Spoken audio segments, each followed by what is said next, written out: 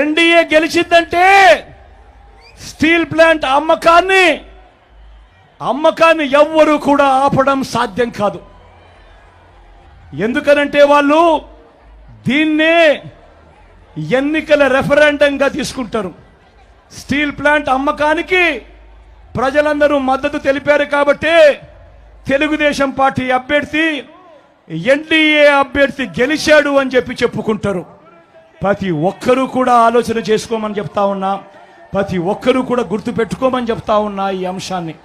దాని తర్వాత జగన్ ఆపడానికి ఎంత ప్రయత్నం చేసినా కూడా వాళ్ళ నోట్లో నుంచి వచ్చే ఒక బాట, నీకెందుకయ్యా బాధ, వాళ్ళకు లేని బాధ నీకెందుకయ్యా బాధ, వాళ్ళు ఎన్డీఏకు ఓటు వేశారు అని అంటే, తెలుగుదేశం పార్టీకి ఓటు వేశారు అని అంటే దాని అర్థం వాళ్ళంతా స్టీల్ ప్లాంట్ అమ్మకానికి వాళ్ళంతా కూడా గ్రీన్ సిగ్నల్ ఇచ్చినట్టే కదయ్యా, నీకెందుకయ్యా బాధ అని చెప్పి ఆ తర్వాత